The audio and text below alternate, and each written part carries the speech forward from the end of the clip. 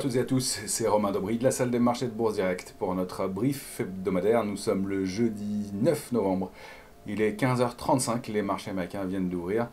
Une tendance qui bien confirme des signaux haussiers. En revanche, on déplore un petit peu de soutien, tant du côté des volumes que des marchés dérivés. Merci à toutes et à tous pour vos likes, vos partages, vos retweets, pour vos messages toujours sympas et pour le suivi que vous faites. Pensez comme toujours à vous abonner à la chaîne Bourse Direct YouTube et puis à nos comptes Twitter respectifs pour le suivi des positions. Effectivement, du côté des marchés dérivés, on n'a toujours pas beaucoup d'intérêt et éventuellement un petit peu sur les marchés américains qui se créent depuis quelques heures. C'est quand même assez ténu. Un mouvement de baisse de la position ouverte même sur le futur S&P, donc peut-être même un mouvement de contre-pied qui a alimenté un rebond, un peu de pessimisme avant les publications trimestrielles qui s'est traduit par un mouvement de rebond qui a moins déplu ou même plutôt favorablement surpris, et donc les opérateurs ont manifestement trouvé de l'intérêt et des signaux qui se sont invalidés. On l'a vu par exemple sur Nvidia qui mettait en place une possible structure de retournement baissière et qui l'a nettement invalidé par exemple. Donc pas beaucoup d'intérêt du côté des marchés dérivés. On a toujours du côté des options un peu de couverture dans les portefeuilles. Le ratio n'évolue pas énormément, mais il n'y a pas de complaisance, on ne peut pas le dire de ce côté-là, en tout cas du côté des couvertures. Du côté de la volatilité, on va aller le voir, c'est un peu différent, paradoxalement. Mais ce sont des couvertures qui ont été mises en place avant, manifestement, et qu'on laisse un peu filer dans un marché qui rebondit, encore une fois, avec des volumes qui ne sont pas extrêmement étayés. Donc pas beaucoup d'éléments à dire de ce côté-là, si ce n'est que c'est pas parce que le marché monte sans soutien que le mouvement ne va pas se poursuivre. C'est possible, ça arrive, c'est déjà arrivé. C'est parfois même l'origine d'un mouvement, cette hausse sans soutien. Pour l'instant, on reste un peu prudent parce que les indices américains ont atteint leur cible graphique, voire un tout petit peu dépassé pour le Nasdaq ou pour le S&P. Sur les indices européens, on a atteint des niveaux clés et on a du mal à s'en affranchir, même si on évolue autour et si on a de la résilience. Il y a beaucoup de spéculation encore dans ce marché. On a trouvé des points d'entrée autour de 6008. Puis beaucoup de titres aussi qui donnent des figures de retournement aussi. On va faire un focus complet sur pas mal de valeurs aujourd'hui. Je vais aller voir en détail quelques titres qui ont donné des signaux de retournement ou de poursuite à la hausse depuis quelques temps et qui donc alimentent ce scénario de poursuite à la hausse possible malgré ce manque d'intérêt. Donc l'intérêt, que ce soit sur les volumes ou les marchés dérivés, est un complément. Il vient nous aider à confirmer que le mouvement est étayé. Là, on est un petit peu vigilant justement à cause de ce manque de soutien, mais ça ne veut pas dire que ça ne continue pas. Et donc, tant qu'on n'a pas de figure de retournement ou de rupture de niveau technique, on reste positif sur ce marché. D'ailleurs, on est rentré sur pas mal de titres ces derniers jours. Qu'est-ce que je voulais vous dire d'autre? Pour ce qui est des intérêts, c'est un peu tout. La semaine prochaine va être, donc demain on va avoir des chiffres moyens, enfin mineurs, c'est les prévisions d'inflation de l'Université du Michigan. Mais la semaine prochaine, côté macro, ça va être un petit peu plus intéressant. Lundi, les stocks de pétrole brut aux États-Unis à surveiller évidemment. L'indice des prix à la consommation, donc le chiffre de l'inflation américain, mardi. Mercredi, ce sera le même chiffre pour la France. On aura ensuite, mercredi toujours, les ventes au détail et les prix à la production aux États-Unis. Et puis jeudi, ce sera l'indice manufacturier de la fête de Philadelphie. Et pour terminer, l'indice des prix à la consommation, chiffre toujours de l'inflation en Europe. Du côté des publications, on n'a pas énormément de... Ça se calme un peu évidemment. La semaine prochaine, on aura quand même mardi Home Depot à surveiller aux États-Unis. Cisco, donc ce sera mardi. Cisco, ce sera mercredi. Walmart qui publiera jeudi.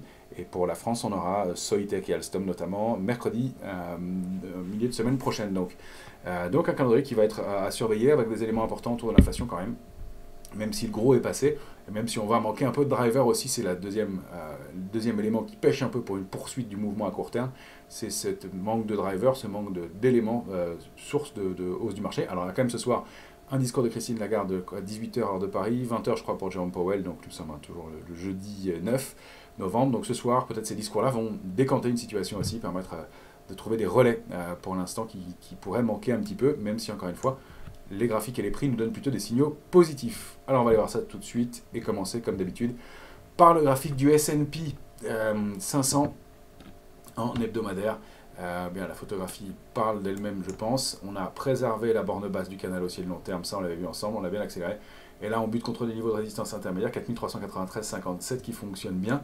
Et surtout contre cette oblique baissière qui a été marquée par les points hauts de juillet, de août, encore début septembre, et on s'en approche, donc il va falloir des drivers pour payer, pour déborder ce niveau-là.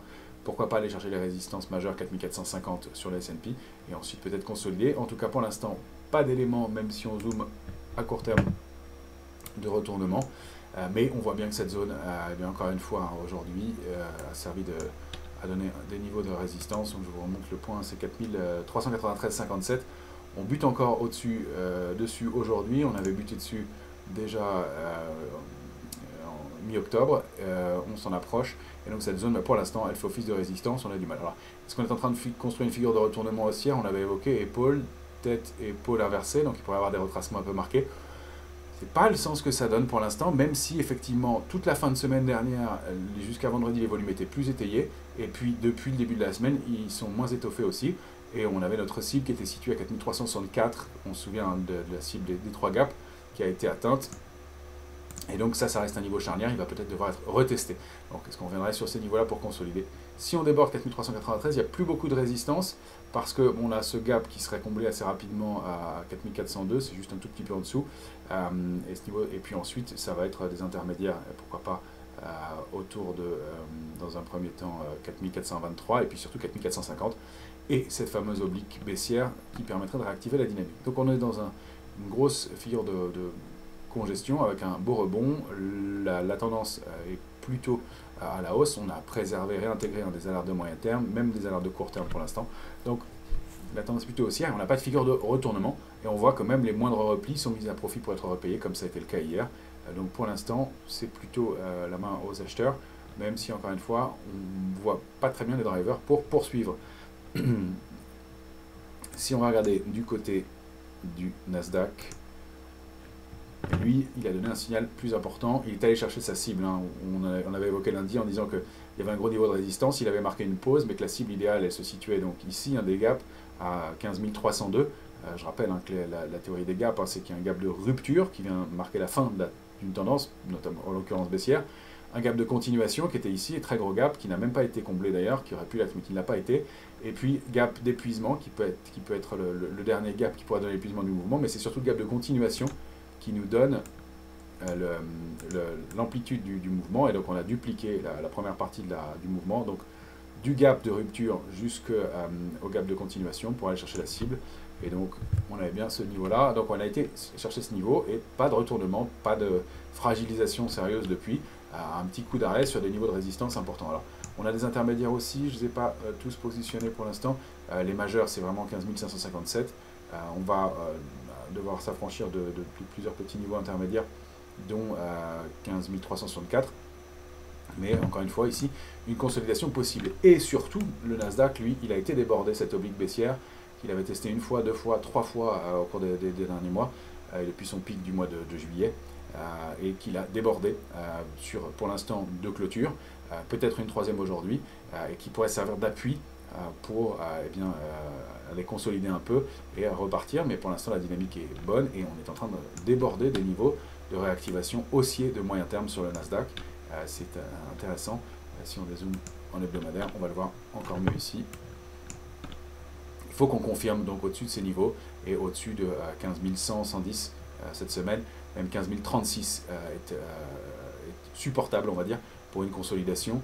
Tant qu'on est au-dessus, on a des chances de rebondir, mais peut-être un petit mouvement de consolidation, encore une fois, après près de 8 séances de hausse d'affilée sur le Nasdaq, 9 séances de hausse d'affilée, je crois, sur le Nasdaq finalement, avec celle d'hier, et donc peut-être un besoin, une petite prise de bénéfices légitime, encore une fois, dans des volumes qui, depuis le début de la semaine, sont moins importants que ce qu'on avait connu toute la fin de la semaine dernière, et dans l'accélération haussière. Donc, probablement des éléments d'éclaircissement ce soir, encore une fois, avec les discours des banquiers centraux. Si on va regarder la volatilité, eh bien, elle est repassée en zone de complaisance. Hein, on était à 14,43, donc dans une zone 12, 10, 15, 40. On a bien comblé le gap qu'on avait évoqué, ce qu'on avait évoqué en début de semaine. On voit que, eh bien, sur ce support intermédiaire, pour l'instant qui n'est pas rompu, il y a une petite réaction aux alentours de 14,24. Attention à un petit arrondi qui est peut-être en train de se former. Encore une fois, il n'y a rien de très fort et très clair là-dessus pour l'instant, mais le niveau de stress est en train de clairement diminuer et on a donc plus de gap laissé ouvert sur la volatilité.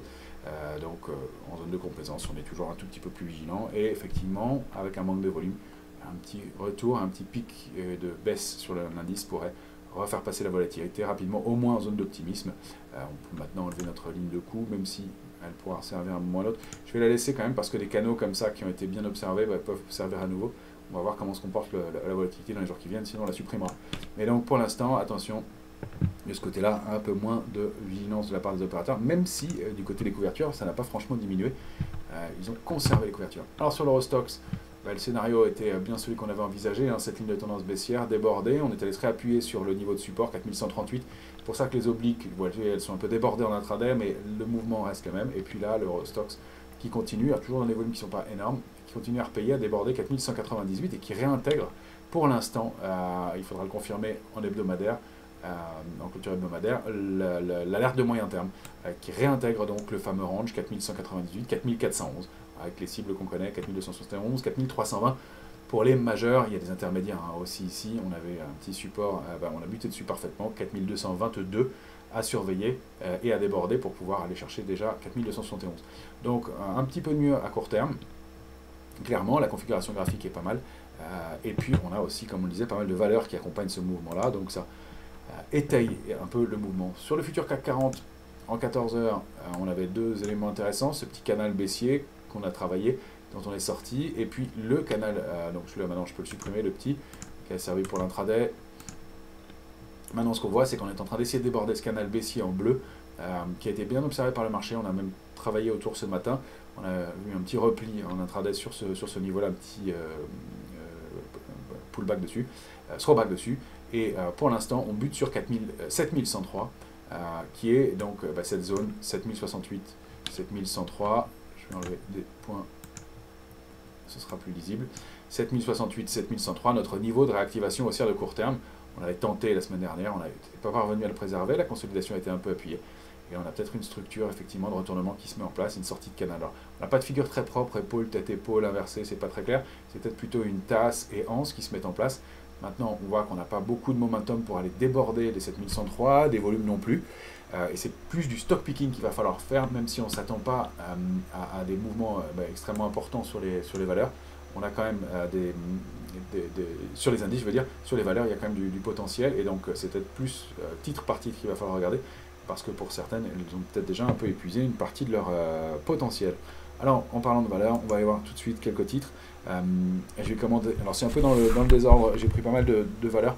Un titre qu'on regarde pas ou peu, mais qui a donné des petits signaux récemment, c'est Air France. On l'a évoqué sur BFM il y a quelques jours. Et effectivement, il y a peut-être quelque chose qui se met en place avec ce double bottom. Test en juin dernier de ce support à 10,90. Deuxième test le 30 octobre, autour du 30 octobre et fin septembre, de la fin du mois d'octobre, pardon. Et puis donc ce rebond conséquent entre les deux, ça peut permettre donc d'indiquer un double bottom cette fois-ci, avec donc le débordement de 12,22 qui a l'air de se confirmer pour l'instant. On n'a pas beaucoup de momentum, mais il y a des volumes qui s'animent un petit peu aussi, qui s'étoffent un peu. Alors on n'a pas de figure de retournement à proprement parler en dehors de ces niveaux techniques, mais on s'installe au-dessus de 12,22 et donc on a des niveaux intermédiaires à aller chercher. Alors il y a pas mal de traits d'essai ici, ce sont des obliques, mais en tout cas les niveaux intermédiaires c'est 13,84 puis 14,48 plus important. Et pourquoi pas retourner chercher ces tops là. Déjà cette zone située autour de 17,94 et pourquoi pas 18,57 qui confirmerait ce double bottom et le retournement de la valeur. Alors bon, encore une fois un titre un peu compliqué depuis plusieurs années, mais qui donne des signaux intéressants. On a aussi Veolia, Veolia Environnement, qui forme une figure de retournement haussière en épaule, tête-épaule inversée. Alors pardon, j'ai aussi fait pas mal de trails, un grand canal haussier de long terme. Il y a pas mal d'éléments. Elle évolue au sein d'un canal haussier, elle l'a rompu, elle a préservé ce niveau. Vous voyez, c'était une stratégie de 25,10 sur lequel on a pu rentrer sur le titre. Le stop était placé à 24,64, il n'a pas été testé. Et donc là, un point d'entrée intéressant. Et si on zoome en journalier, encore une fois, les volumes pêchent un petit peu, mais on a bien cette idée de figure de retournement en épaule, tête, épaule inversée. Le marché fonctionne souvent avec les mêmes figures par moment, et on va avoir plus de types de figures, plus de biseaux à un moment, plus d'épaule, tête, épaule dans un autre. Et là, en l'occurrence, on voit pas mal d'épaules, tête, épaule inversée. Alors, encore une fois, on aimerait bien que dans l'épaule, dans ce mouvement-là, il y ait quelque chose qui soit plus étayé, plus étoffé. Mais sinon, On a un mouvement aussi qui peut être intéressant avec en mire 28,10 et pourquoi pas 29,64 dans un premier temps. On a Schneider. Schneider, c'est un titre qu'on aime bien depuis toujours. On n'est pas toujours positionné dessus, hélas, parce qu'on bouge, mais Schneider Electric, ça a retouché un niveau de support majeur situé à 137,40. Elle a bien rebondi depuis.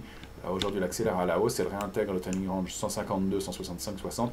Elle a déjà consommé une partie de son potentiel haussier, c'est sûr, mais la configuration globale est vraiment favorable pour le titre. Et si elle dépasse 165, 60, c'est une zone 174, 20, 178, 76 qui s'ouvrirait à elle. Donc un titre sur lequel il est peut-être un peu tard pour rentrer, mais qu'il est bon de conserver dans le contexte.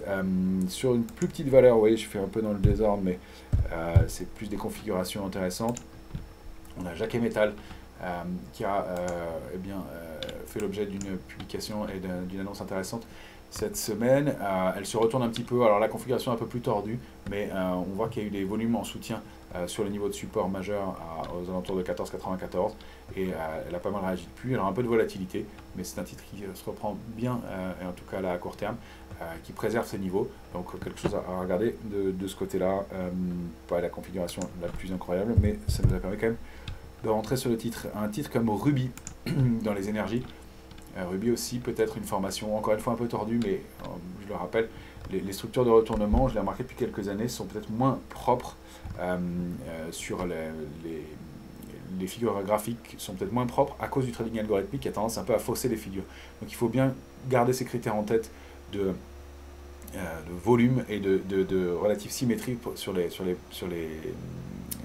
figures, mais en l'occurrence, voilà, on a quelque chose qui se joue sur un titre. Alors si on dézoome, on va le voir, c'est un gros niveau que Ruby a préservé. Elle évolue vraiment sans tendance, Ruby, depuis maintenant 2021, depuis le début 2021, dans un grand trading range. Et alors, je n'ai pas tracé tous les niveaux, je voulais vous montrer quelques configurations intéressantes. Je le fais maintenant avec vous. Voilà.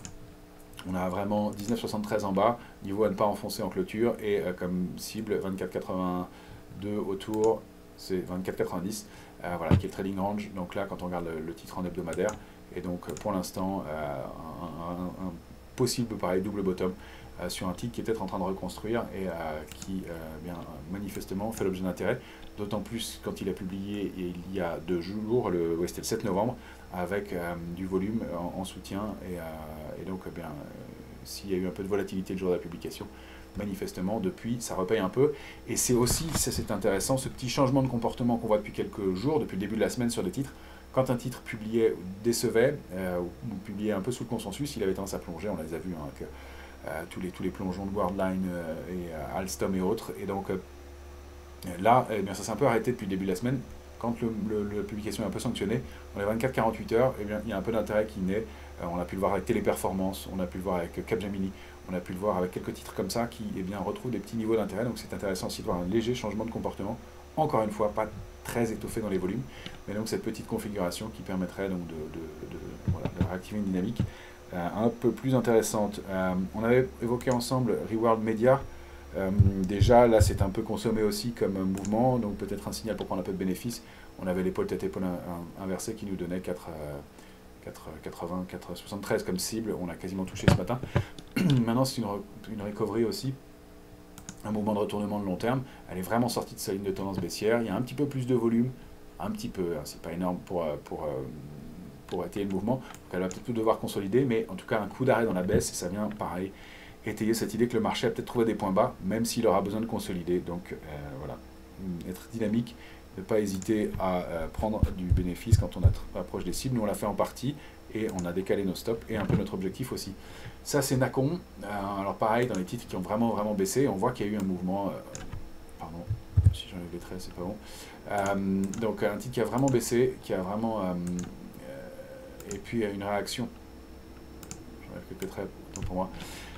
Dans ce biseau, cette figure d'épuisement, et puis elle a rebondi assez sensiblement depuis. Alors pareil, la figure est un peu tordue, il n'y a pas d'élément très hyper propre pour l'instant, mais on a cette possible épaule, tête-épaule inversée, alors elle est un peu, ou un V-bottom comme on veut le voir, mais avec un petit peu plus de volume pour étayer, pour étoffer un mouvement, et le secteur semble se reprendre un petit peu, à l'image d'Ubisoft par exemple, qui donne des signaux un peu plus intéressants. On va regarder Ubisoft aussi. Est-ce que je l'ai là?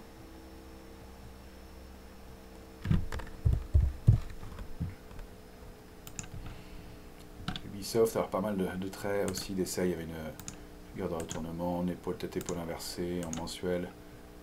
Pardon, je fais un peu le ménage. En même temps, j'aurais pu le faire avant.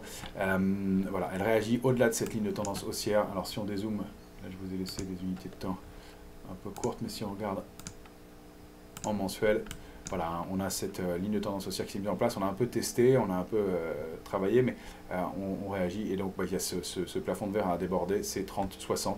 Si on passe 30-60 en clôture, notamment en clôture hebdo sur Ubisoft, ça pourrait accélérer un peu. Mais pour l'instant, pareil, on voit que le titre est un petit peu ramassé dans les volumes, c'est un petit peu mieux, même si ça n'est pas des mouvements, ce ne sont pas encore des mouvements extrêmement amples, mais voilà, ça se stabilise, on va dire, avec un peu d'intérêt au-delà de cette ligne de tendance. Je voulais vous montrer aussi Morel et Pron. Alors là, c'est le titre qui est dans les screeners tous les jours depuis plusieurs semaines. On va les zoomer complètement. Je vais le mettre en mensuel. Voilà, Morel, elle est dans une grande structure en triangle depuis plusieurs mois et puis elle a rebondi après ces annonces récentes là et ce pic de volatilité en août, début août, septembre suite à les problèmes au Gabon. Alors c'est des titres compliqués à investir parce que on en a fait les frais d'ailleurs, puisque il y a des annonces comme ça liées à la géopolitique, et ça c'est compliqué, mais elle sort vraiment de quelque chose d'une congestion de très long terme, elle en sort par le haut. Vous voyez la cible que j'avais fixée, bon, ça peut monter jusqu'à 9,06 autour, pour un investisseur qui est prêt à supporter de la volatilité. Elle a déjà consommé une partie de son chemin, il serait mieux de rentrer dessus sur des replis bien entre 4,93 et 5,30 on va dire. Là ça a pas mal avancé, mais c'est dire qu'il se passe des choses positives sur pas mal de titres. On a aussi des configurations plus courtes, alors ça peut intéresser à court terme. Sartorius Tedim, peut-être une épaule, tête, épaule inversée, aussi pareil, un peu tordu comme les autres, mais il y a peut-être un mouvement de retournement. Alors il y avait eu un diamant qui avait finalement été une continuation baissière, des configurations qui sont un peu lourdes globalement, mais peut-être un peu de recovery pour un titre qui a quand même retouché et testé des niveaux de support qui dataient de 2020, et donc pour un titre qui a peut-être du potentiel à nouveau. Dans un autre domaine et qui se comporte un peu mieux depuis quelques jours, on a Voltalia. Voltalia, alors pareil, des gros niveaux de support 8,44. Elle réagit pour l'instant autour de ces niveaux. Pareil, hein, c'était un arrêt dans la baisse plus qu'un gros retournement, mais on a aussi cette figure un peu tordue, l'épaule, tête, épaule. Elles ont un peu toutes la même tête, hein, avec une épaule gauche un peu plus large, une épaule droite très courte. Mais il y a peut-être un petit mouvement à surveiller et à se mettre à tester, d'autant plus qu'on a eu un petit peu de volume. Donc encore une fois, pour aller chercher des niveaux qui ne sont pas très lointains, c'est la taille de la figure à dupliquer par le haut. Je ne l'ai pas fait pour toutes, mais on aura 10,66 dans un premier temps, puis 11,98 le gros support. Manifestement, on ramasse un petit peu sur ces titres-là, encore une fois, avec des volumes pas incroyables, mais avec un peu de mieux. Et puis une dernière sur laquelle on est rentré, qui est un titre duquel on s'était tenu à l'écart pendant très longtemps, depuis août 2020. C'est Kering. Alors pareil, il doit y avoir pas mal de traits d'essai sur ce titre-là aussi. Kering, on se rappelle hein, qu'en août 2021, pardon, elle avait baissé, plongé avec un volume qui était très lourd. Je vais dézoomer en hebdomadaire. Et ça, c'était vraiment un coup d'arrêt sur la tendance pour le titre. Elle a stabilisé, elle a tenté des rebonds, mais les tentatives de rebond ont été un peu infructueuses. Et là, après cette dernière accélération baissière, elle préserve ce support majeur 384-409. Et à l'intérieur, on voit dans cette zone-là une possible figure de retournement haussière en épaule-tête, épaule inversée. Vous aurez compris que c'est le thème du moment. Petite aussi, un peu plus harmonieuse que les autres d'ailleurs, et avec des volumes qui sont légèrement mieux. On aimerait bien qu'il y ait un peu de volume dans l'épaule pour que ça confirme. Alors, on rappelle que sur les structures de retournement haussière, on aime bien qu'il y ait du volume. Le marché peut baisser sans volume, puisqu'on dit qu'il baisse de son propre poids. Ça, c'est pas un corollaire fondamental. En revanche, on a besoin pour le retournement haussier, c'est beaucoup mieux que ce soit étayé, que les volumes viennent confirmer. Donc, c'est pour ça qu'on est un petit peu prudent. On surveille des configurations intéressantes, mais on n'a pas des volumes très forts pour bien, confirmer ces mouvements-là qui sont importants dans les mouvements de retournement haussier.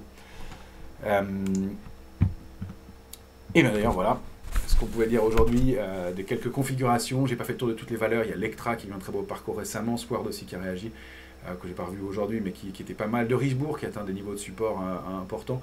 Donc on cherche des configurations et des figures de retournement. Encore une fois, c'est un petit peu brouillon, c'est pas très franc comme mouvement, compte tenu des volumes, mais il se passe des choses. Donc manifestement des opérateurs qui rentrent et qui trouvent des points d'entrée dans le marché, même si, encore une fois, on a besoin que ce soit un peu plus étayé.